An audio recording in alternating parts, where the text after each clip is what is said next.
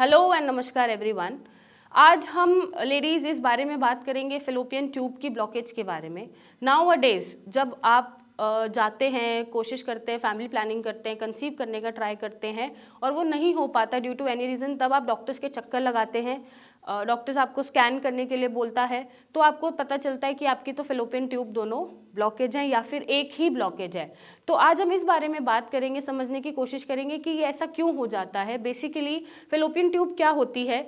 जब यूट्रस से बाहर निकली हुई ये ट्यूब लाइक स्ट्रक्चर होता है, जब आपका अंडा रिलीज होता है हर महीने और पीरियड्स होने की तैयारी में होता है, तो जब अंडा रिलीज होता है तो वो फेलोपियन ट्यूब पे जाकर वेट करता है कि कोई शुक्राणु आएगा अंदर और उसको फर्टिलाइज करेगा और प्रेगनेंसी होगी।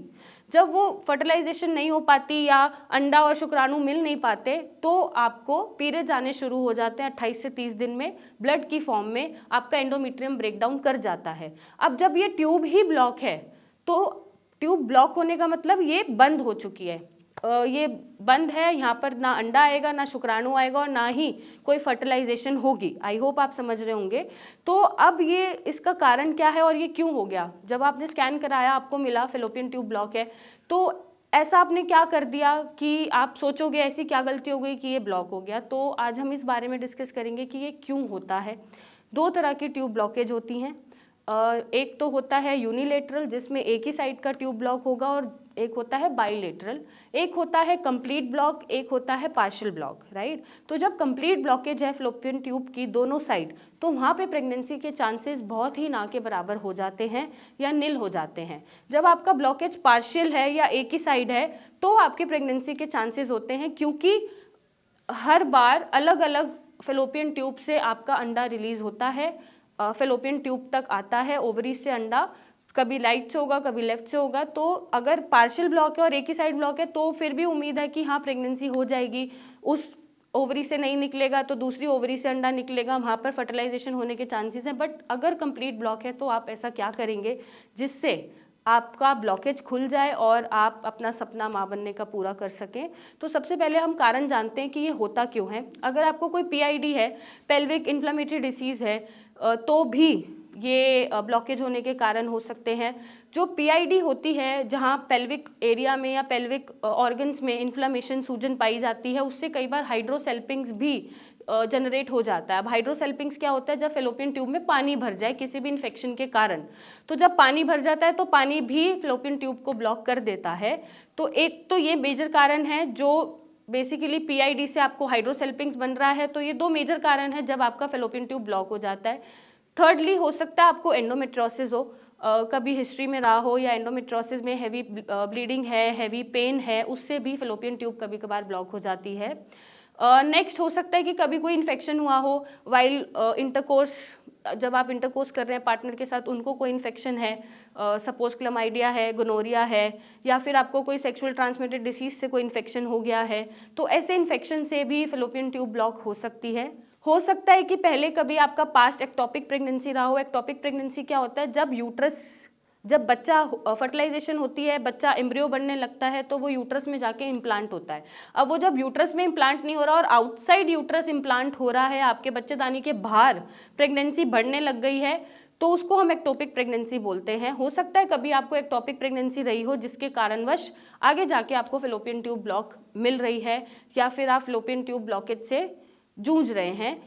लास्ट ये भी हो सकता है कि आपको कोई और एब्डोमिनल सर्जरी कभी हुई हो, लेट सपोज कोई भी अपेंडिसाइटिस का कोई ऑपरेशन हुआ हो या गॉल ब्लैडर स्टोन का कभी ऑपरेशन हुआ हो, तो कोई भी अगर सर्जिकल हिस्ट्री रही है एब्डोमेन की, तो उससे भी आपको फेलोपियन ट्यूब ब्लॉकेज देखने को मिल जाती है। नेक्स्ट हो सकता है आपको कोई फाइब्रॉइड हो या कोई सिस्ट हो यूट्रस के अंदर या फिर आपके पेल्विक एरिया में, तो वो भी फेलोपियन ट्यूब ब्लॉकेज का कारण बन जाते हैं, क्योंकि वो गांठ या लेशन इकट्ठे हो जाते हैं जिसकी वजह से आपकी फेलोपियन ट्यूब ब्लॉक हो जाती है। अब इस पे बात करेंगे कि हम इसको नेचुरली खोलें किस तरीके से। तो सबसे पहले अगर आपकी लाइफस्टाइल में योगा या एक्सरसाइज या वर्कआउट नहीं है तो आप उसको ऐड ऑन करें, ये बहुत ज़रूरी है। अगर आप योगा करेंगे, एक्सरसाइज करेंगे तो पेल्विक एरिया का ब्लड सप्लाई बढ़ेगा, यूट्रस का ब्लड सप्लाई बढ़ेगा, जिसकी वजह से हो सकता है नेचुरली फेलोपियन ट्यूब का ब्लॉकेज खुल जाए। सेकेंडली, आप अपने डाइट में क्या चीज़ें ऐड कर सकते हैं जिसकी वजह से फेलोपियन ट्यूब ब्लॉकेज आप नेचुरली खोलने की कोशिश करेंगे। तो आप टर्मरिक है, गार्लिक है, जिंजर है, फ्रूट्स हैं, ग्रीन वेजिटेबल्स हैं, तो इनको आप भरपूर मात्रा में खाइए, जिसकी वजह से जो इन्फ्लेमेशन है वो कम हो जाए। पीआईडी से आप पीड़ित हैं तो पीआईडी ठीक हो जाए और नेचुरल तरीके से ब्लड फ्लो बढ़े, आपकी बॉडी खुद से ही फैलोपियन ट्यूब ब्लॉकेज को खोल दे। नेक्स्ट अगर मैं बात करूं तो उत्तर बस्ती एक फिनोमिना होता है जिससे आप फैलोपियन ट्यूब ब्लॉकेज को खोल सकते हैं। इसमें हम मेडिकेटेड घी या मेडिकेटेड कोई ऑयल लेते हैं और वजाइना के थ्रू अंदर हम इंजेक्ट कर देते हैं वो घी, जिससे वो ऑयल और घी फैलोपियन ट्यूब ब्लॉकेज को खोल देता है। तो बहुत ही सिंपल सा प्रोसीजर है, ना ही पेनफुल होता है, बहुत नॉर्मल सा प्रोसीजर है और उससे भी ब्लॉकेज आप खुलवा सकते हैं। उसका कोई साइड इफ़ेक्ट भी नहीं है और आपकी फर्टिलिटी पे कोई इशू नहीं आएगा। नेक्स्ट आप वजाइनल स्टीमिंग भी कर सकते हैं। तो वजाइनल स्टीमिंग क्या होता है, जब हम वजाइना के थ्रू, सर्विक्स के थ्रू अंदर आपके यूट्रस में हम स्टीम भेज रहे हैं, भाप भेज रहे हैं, तो भाप भेजने की वजह से भी कई बार जो इन्फेक्शन है या इन्फ्लेमेशन है वो कम हो जाती है और आपका फैलोपियन ट्यूब ब्लॉकेज खुल जाता है। नेक्स्ट एक हर्ब होती है मगवॉट, इसका सेवन करने से भी फैलोपियन ट्यूब ब्लॉकेज नेचुरल तरीके से खुल जाती है। आप नॉर्मल उस हर्ब को पानी में भिगो के, गर्म पानी में उबाल के, छान के पी सकते हैं, इससे भी फैलोपियन ट्यूब ब्लॉकेज हमने देखा है कि खुल जाती है। लास्ट आप कैस्टर ऑयल भी अंदर इंसेमिनेटेड करा सकते हैं। कैस्टर ऑयल का 1 या 2 बूंद आप वजाइना के थ्रू अपने स्ट्रक्चर में डलवाएं या डालें या इंसेमिनेट कराएं, उससे भी आपका फैलोपियन ट्यूब ब्लॉकेज खुल जाता है। तो बेसिकली मैं आपको ये समझाना चाहती हूँ, रीज़न चाहे कोई भी हो, ऐसा रीज़न कोई भी नहीं है जिससे आप लड़ ना पाएँ या उस पर आप विजयी ना पा पाएँ या अपने माँ बनने का सपना पूरा ना कर पाएँ। हर चीज़ ठीक हो सकती है अगर आप उसको ठीक करना चाहें।